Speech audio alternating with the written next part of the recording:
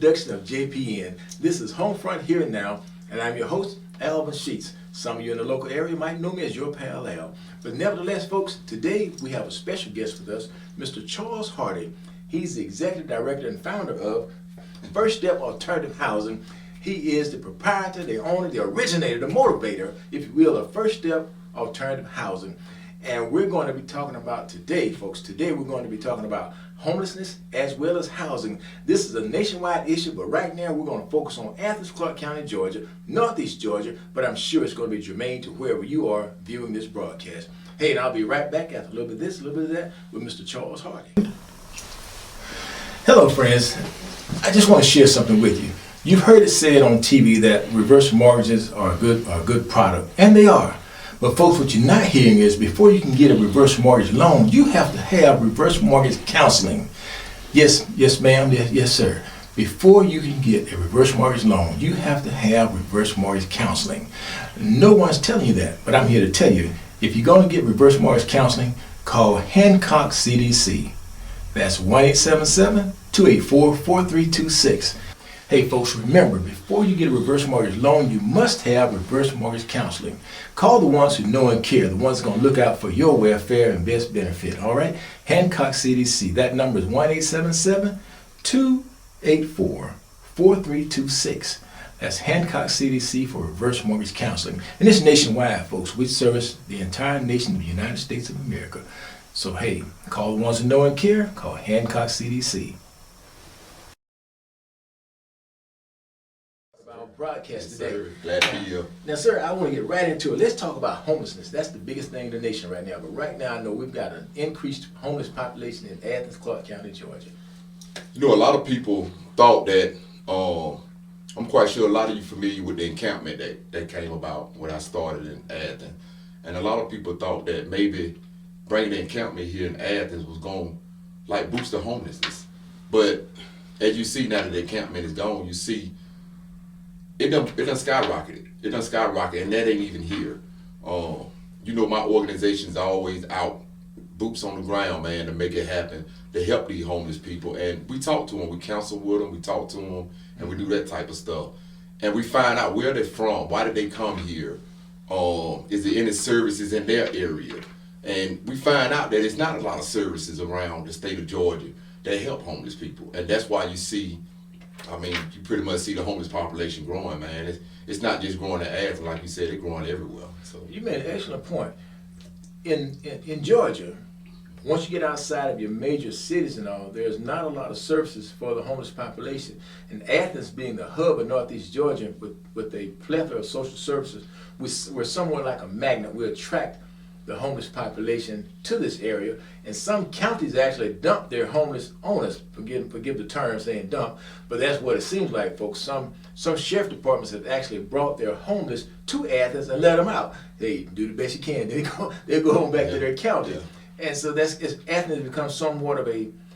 And pardon me, folks, if you're homeless, I don't mean to be disparaging or disrespectful, but they're dumping you in Athens, Georgia, because we have these social services.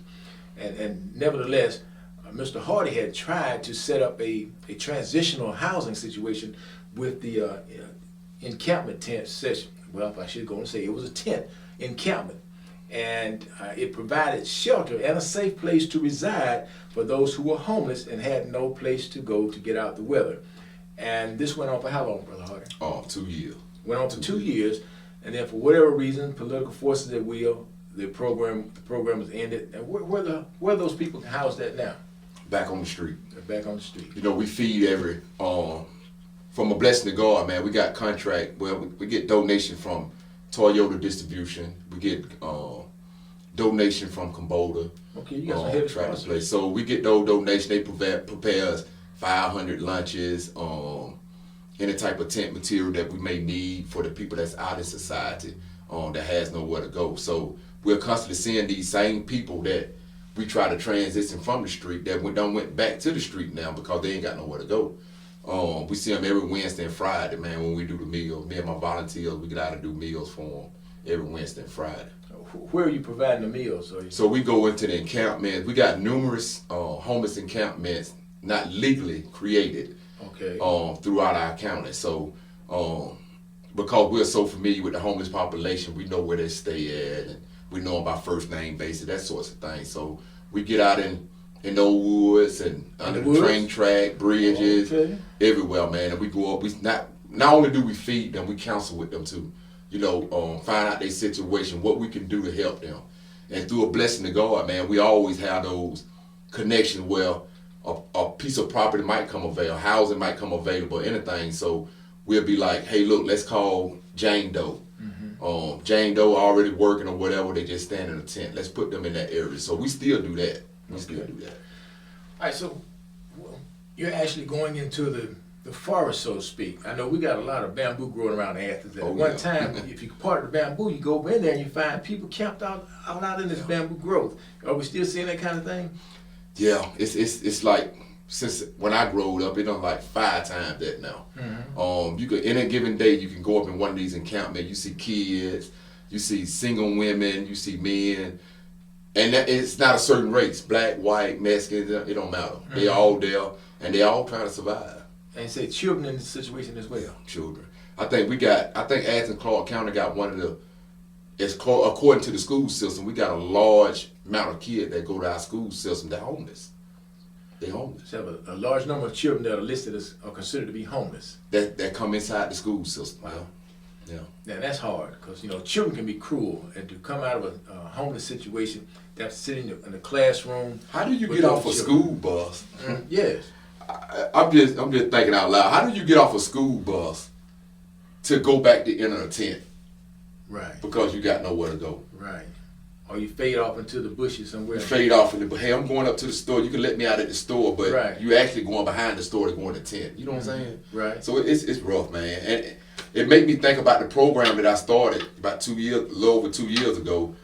When I had this property, had them somewhere safe to be at, and I was actually putting them into multiple people weekly, put them in the house, get them trained, get them back prepared. You got to think, a person that done been in the woods over, say 5 years. Right. A lot of stuff they not accustomed to doing, like paying bills and getting a debit card, knowing how to use a phone, that sorts of thing. So we get them back accustomed to that around my camp, right? And once they get back accustomed to it, they done start working, they done went through the class they need to go through, we put them in the housing. And we had the most successful rate to end the homeless provider in the state of Georgia.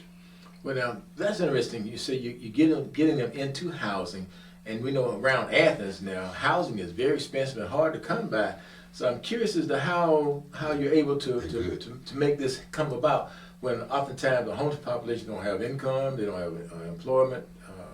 How are you making this that's a good question. I'm glad you asked that. So, because we are so well known with working with homeless people, right? A lot of the property manager and property owners, they would reach out to me. Hey, like Buzz Property for one.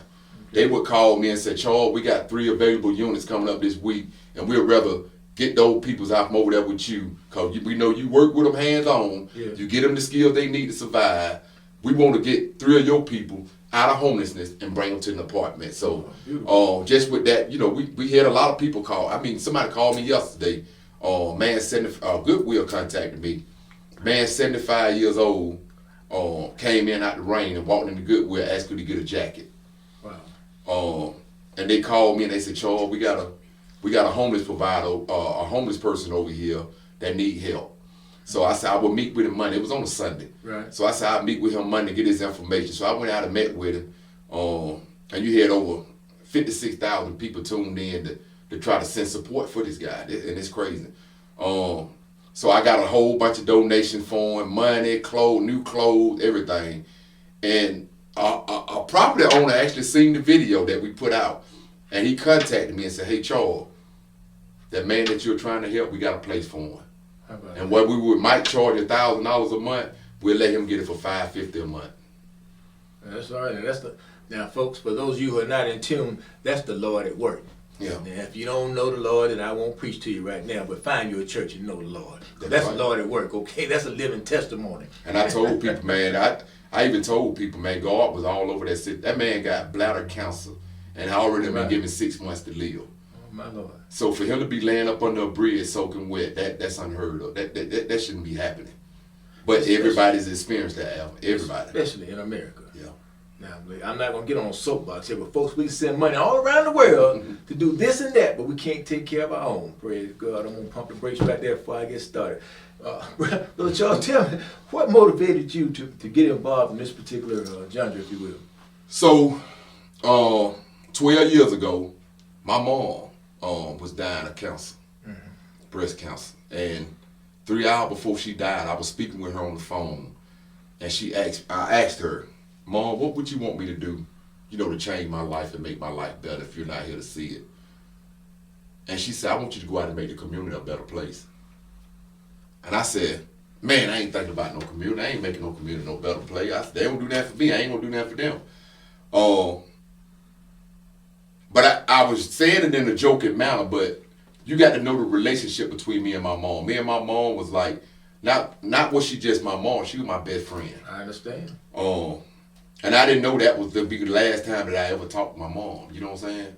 Yes, so sir. 3 hours later, I got a call that said my mom from the hospital saying my mom had just passed away of cancer. And I instantly dropped to my knees and I asked God, like, why do he keep taking everything away from me that I love? And I heard it in my spirit, like, until you do right, I'm going to continue to take everything that you love. Lord have mercy. I felt that in my spirit. And right then, I turned my life over to God. I gave my life to God, man. I'm talking about, it was powerful, man. I didn't let nobody see me cry. I didn't let nobody know what my pain was. I just gave my life to God and told him to lead me. And that's what he led me to. Praise God. My mama wanted me to build this community up, and you know for yourself, Alvin, since that day, 12 years ago, I've been running, trying to do everything I can to build this community up. Well, praise God for you, man, because, Yes, hey, sir. I know it's not an easy task. It's tough. And since he just mentioned mama, folks, we're just about to come upon Mother's Day, so I'd like to take an opportunity at this moment to say Happy Mother's Day to all you mothers out there, and to anyone who has a living mother, call your mother, let her know you love her. And if you're close enough, reach out and hug her, folks, because let me tell you, when she's gone, oh my Lord, you know you're in the world alone. And hey, that's a message I got coming up soon. But know this, there's nothing more precious than a mother. A good mother now, some of you mothers need to check, but a good mother, good God Almighty. There's nothing like a good mother. And if you're not a good mother, talk to that woman in the mirror, see if you can't figure out what's going on. But for all you mothers out there who've been blessed enough to bring a life into the world, let me pump my brakes. For all you good mothers out there who've been fruitful enough to bring a life into the world, God bless you. We love you and think the world of you. And for all of you who may have lost your mother, my heart goes out to you. Continue to relish and enjoy those beautiful memories. Brother Hardy, speaking of this homeless thing, have you been able to do anything in the surrounding counties of Athens? So a lot of people like Monroe and Winder and those sorts of people, of course, all they homeless people are actually come to Athens because, Athens unlisted themselves at the hub. So all those people come, but they property managers and stuff do reach out. I got a couple of people in Monroe, from Athens to Monroe House and stuff like that. So other counties are trying to help, not all of them. All Some right. of them don't. Some people look at homeless people as like they the last thing on the face of the earth that we need to help. Like they're the walking dead. And I don't like that. You know what I'm saying? They quick to say, oh, they on drugs or they are alcoholic, or you don't know what that person is dealing with.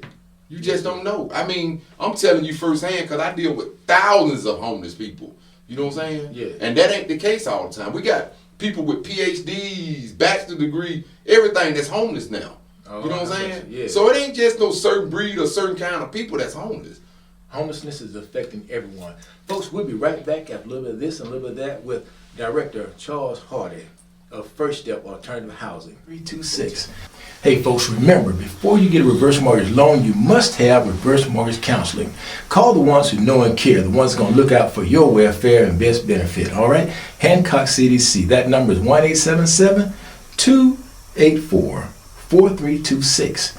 That's Hancock CDC for reverse mortgage counseling. And it's nationwide, folks. We service the entire nation of the United States of America.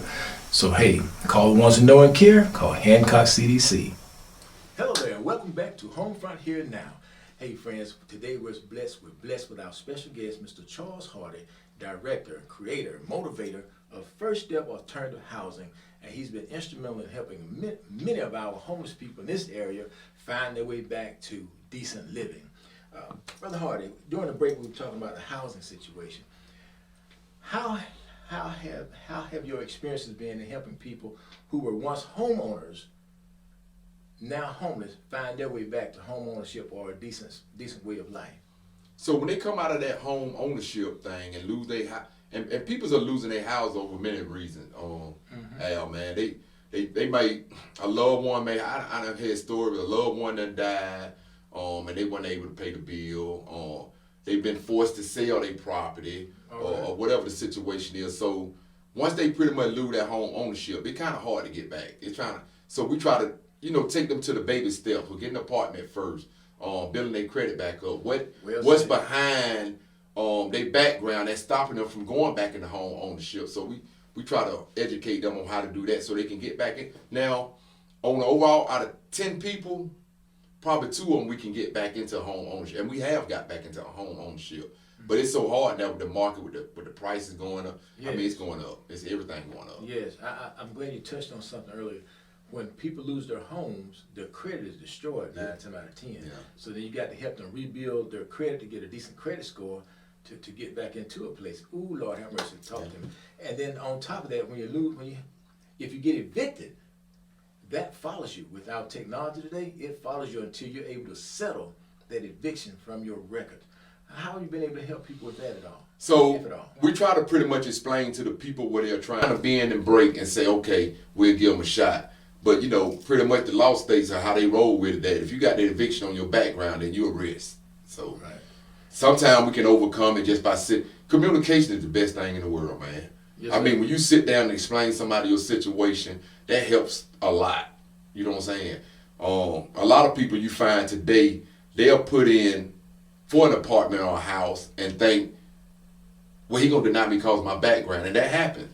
But do you ever sit down and think, let me go over, sit down and speak with them and get on my situation? My mom died, or my sister died, or my loved one died, and that's how I became evicted. You know what I'm saying? I wasn't able to pay for it, but now I'm in a financial better situation, and I'm ready to try again. When you sit down and explain yourself and your situation, you'll be surprised how much it helps. And folks, while we're talking about this eviction thing, all around the nation, you need to understand with the technologies today, once you get a blemish such as eviction on your record in your history, it becomes much more difficult for you to find a decent place to stay. So folks, by all means, if at all possible, try to avoid being evicted. Oh, that's a serious black eye on your record of paying your bills and managing your business. It's such a blemish on your record. So people, please, ma'am, please, sir, wherever you are in the nation, watching Homefront here and now, try not to let yourself get evicted. Try not to let yourself get evicted. It's a hard pull to come back up out of that hole, and it takes time, folks, to get things off of your credit. If you got credit issues, try to find a credit counselor to help you overcome, help you understand how to bring your credit score up, okay, so that you can get into a decent place. Because many apartment complexes now, they do background checks to check your credit, and every time somebody checks your credit, your score drops. So that makes it even a little bit more challenging if you already have a challenging situation. All right, Brother Hardy, in the housing market, have you been able to help people find housing outside of Clark County? Yes, like I said earlier, Monroe was some of the areas that was taking people out of Athens to help house. Winder have got a few of our peoples and put into housing. One person, I did get one person in Gwinnett County. They were actually from Atlanta. They came to Athens because of all the services or whatever, and they wanted to move back close to Atlanta. The closest I could get them is Gwinnett County. So a lot of them have been working with us, but with this housing thing, with these big contractors coming in, buying up all the property and jacking the prices up, man, we done had a whole section of apartments get kicked out and stuff. So with that stuff going on, man, I mean, and the cost of living is so high, and the minimum wages ain't went up. So that's the challenge right there. Do you have any idea where people are moving to once they lose their residence here in Clark County? I know there's not a lot of apartments or townhouses or duplexes in the area. Where are people migrating to when they have to leave Athens, so to speak? So, the outer counties. A lot of them go to the outer counties. Like we got a lot that went to Overthought County and Madison County. They go out of the outer county because, like I said, Athens ain't doing that but building student housing. And if you ain't no student, you ain't getting no housing. I mean, that's just the way it is. I did see recently in the on the 19th of this month that the mayor just allocated $1 million for living wage homes, so apartments. So that probably another 2-3 years before that take phase. But right now, it's no plan within Athens to build affordable housing nowhere. I'm not surprised, and that's another story for what I'll touch on this a little bit. Yeah. I'm not surprised they're not doing a whole lot to encourage people of lesser wealth to stay in Athens, because now some of you who watch the show regularly, you know when I talk about unification, folks, wherever you are in America, wherever you are, don't let those folks unify your government. When they unify the city and the county government, it's a ploy to make sure that they stay in complete control, and they're going to, let me slow down. Nowhere in America has a unified government benefited people of lesser wealth who primarily happen to look like you and me, all right? And you can take that to the bank. Do your research. You don't have to take my word for it. Nowhere in America has a unified government benefited people of lesser wealth who especially look like you and I, all right? So now what I'm saying here is it's not a surprise that Clark County government is not in a mindset to create affordable housing for the lower wealth population. Because they're, oh Lord, I got to go there. When they unified this government, their intent then was to start pushing people of lesser wealth out of here. And where they would end up, nobody really cared. Okay, that was the whole intent when they unified this government. So it's not surprised that they're not creating affordable housing or not supporting affordable housing for that lower wealth population. We have two Athens. The nation don't realize it. All they see is University of Georgia and all the glitz to go with it. They don't see that struggling side of Athens, Clark County. And when you go on the website, it says Clark County is a great place to retire. Okay, now who they talking to? Watch out there now. Who they talking to? Exactly. All right? Exactly. If they start to look at the people who are struggling in Athens, Clark County, they might have a different take on that retirement thing. But see, they're looking long range. In a little while, people lesser wealth will not be able to afford to live in Athens, Clark County, and they'll have to migrate outside. Oh Lord, I'm going down the path I don't really want to go right this moment. This thing here has become regional, folks. It's become regional. Yeah. And people like Mr. Hart is going to have his hands full trying to find affordable dwellings for the population of which he's working with and serving. And it's going to be even more difficult as time goes on. But it shouldn't be in a country, a nation like America, where we can send billions of dollars across the water to help folks fight. Pump your brakes up. Just a portion of that money could be brought home to help house our homeless population. Exactly. Somewhere in the news, I forget now, this brother was outside and he was complaining about how they had moved him out of his dwelling to move the illegal immigrants in. Yeah. That's another That problem shouldn't we're be. facing too. Yeah, let's talk about it. Can you talk about it? Oh yeah, I love to talk about it. So here in Athens, the mayor and some of his friends done got behind the table and made a deal with a group organization called Bethany Christian Service. And what they do, they transport illegal immigrants from to Georgia, to the United States, to Athens, where they is giving federal funds to house them. So my whole thing was, how can you bring in illegal immigrants to Athens, Georgia, Right. get them housing, before John had been laying on the ground for almost 10 years now? It makes no sense. I mean, all that whole scene is backwards. It's backwards. And the word says charity starts home, then spreads abroad. So why can't we take care of our own? Somebody can come in like an immigrant can come into Athens and get the most resources and housing first before the person here that already stay here. Now, to you immigrants that might be watching the show, we got nothing against you. No. All right? God bless you and continue to strengthen and But guide right you. is right. But it makes no sense for our country not to assist the people who are here already trying to survive and live. It's great that they're doing what they're doing for you, but they should at least pay attention to the ones that are here already. Take care of home. Charity starts at home, then spreads abroad. All right? And for those of you who have to find political asylum and come to America, hey, we welcome you with open arms. But our government needs to pay attention also to the ones who are already here, who's been here. Some of them have fought and died for this country, all right? Some of them fought for the country. Some of their loved ones died for this country. And yet, the system, the government turns a blind eye to those people. And we ain't got nothing against immigrants either. Not at all. One camp I went in, one homeless camp that I went in, that's illegal. Come on. Ain't got nothing but immigrants in it. All right, talk to them. Nothing but immigrants. They can't even speak English. My Lord. But guess what? We go up there and feed them we treat them just as well as we treat all the other homeless people. As it should We be. don't look down on them. So we help everybody. That old song said they started from the bottom, now they're here. Yeah. So they're here, Right. we're gonna take care of them. That's But right. on the top, again, we still got to take care of our own. Right. And for those of you who just got here, welcome, welcome. But to the government, hey, you got to do better by your own. Gotta do better. Got to do better. You don't want to do reparations for the folks, then at least take care of them where they are. It makes no sense, folks. Now, look, there's going to be a judgment day, folks. Now, I don't care what you think or where you are. All around the world, everybody knows there's another life after this one. Some folk believe you come back as an animal, bird, duck, tiger, lion. Some folk believe you walk the pearly gates. All I want you to know is everywhere they believe there's another life after this one. There's going to be a judgment, folks, and that's for the system, the government to be. You got some reckoning to do somewhere down the road. Now, we got about a minute or two left, Brother Hardy. I preach too sometimes. Oh yeah, I love it, man. They need to know it. Everybody can know it. Brother Hart, I want you to tell the folks how they can get in touch with you. And folks, remember, at the end of the program, there'll also be information referring to First Step Alternative Housing. So hey, just stay tuned. Don't just turn away now because the program goes off. JPN got a lot more in store for you. Brother Hardy, share with our listening audience how to get in touch with you. So we got a website. It's First Step. It's 1ST Step INC.org. And if you go to our website, our phone number is listed actually on the website and everything. And we don't just cover the homeless population on our website. We cover everything. We cover community issues, government issues, whatever it is, it's right there on the website. So the website also consists of political information as well. Yes, sir. Yes, sir. All right.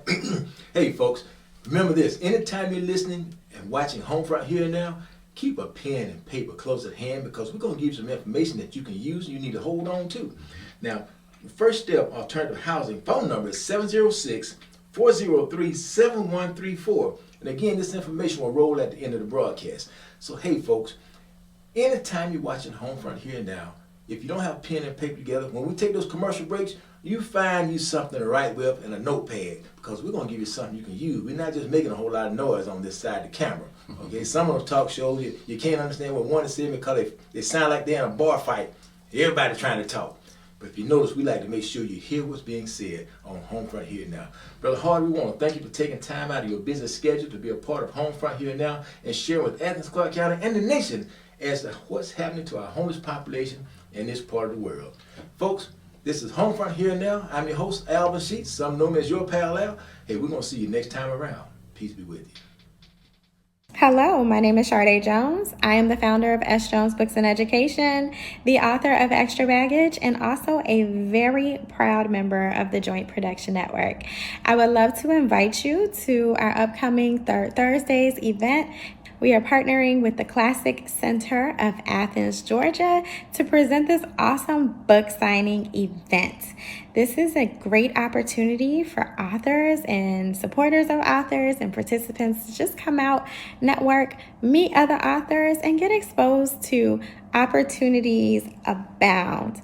This is also a great opportunity for you to meet the host of television talk show Open Book, premiering and showing on the Joint Production Network, which streams on the Roku channel. And also, this might be an opportunity for you to become our next greatest host. Definitely get down there, and for more information about our event, you can read below, register to attend, and we hope to see you there. Take care.